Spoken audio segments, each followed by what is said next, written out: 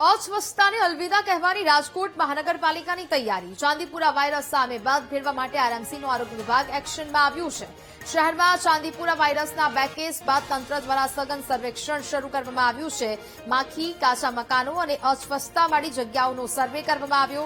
ચાંદીપુરા વાયરસની કોઈ રસી નથી શોધાઈ।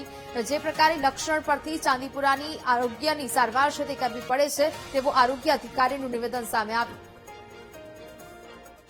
તો ભગવતીપરા ઉપરાંત અમુક જે વિસ્તારો જે છે કે જ્યાં ભૂતકાળમાં શંકાસ્પદ વિસ્તારોમાં કેસ આવેલા હતા તેવા કુલ કાચા ઘરો અને તિરાડ ધરાવતા 2185 ઘરોનો સર્વે જે છે કરવામાં આવ્યો હતો। આ ઉપરાંત એ ઘરો ઉપર મેલેથિયોન દવાનો જે છંટકાવ જે છે એ પણ ડસ્ટિંગ કરવામાં આવ્યું હતું। આ ઉપરાંત જ્યાં જ્યાં સ્લમ વિસ્તારો જે છે આઈડેન્ટિફાઈ કરવામાં આવેલા છે ને ત્યાં મલ્ટીપર્પઝ હેલ્થ વર્કર દ્વારા સર્વેલન્સની કામગીરી અને સઘન સર્વેલન્સની કામગીરી ચાલુ કરવામાં આવી છે। સાથે સાથે વેક્ટર એટલે કે જે સેન્ડ ફ્લી રાજકોટમાં હજી સુધી જોવા નથી મળી, પરંતુ અમારા જે વેક્ટર કંટ્રોલ ટીમમાં જે સુપર ફિલ્ડ વર્કર કહેવાય એમને સેન્ડ ફ્લીના સર્વેલન્સ માટે પણ સૂચનાઓ જે છે આપવામાં આવી છે।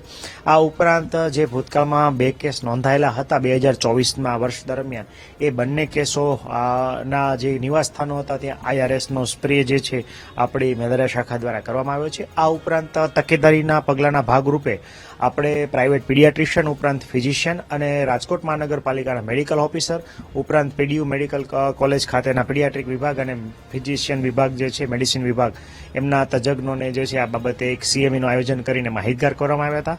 આ ઉપરાંત પ્રાઇવેટ પીડિયાટ્રિશિયન અને ખાસ અનુરોધ કર્યો છે કે આપને ત્યાં એક્યુટ વાયરલ એન્સેફેલાઇટિસના લક્ષણો ધરાવતા કોઈ પણ દર્દી જો નોંધાય તો તાત્કાલિક આરોગ્ય શાખાનો સંપર્ક કરે અને સાથે સાથે એના સેમ્પલ જે 3 પ્રકારના સેમ્પલ લેવાના છે સેમ્પલ લઈને તાત્કાલિક પીડીયુ મેડિકલ કોલેજ ખાતે માઇક્રોબાયોલોજી લેબમાં મોકલી દે।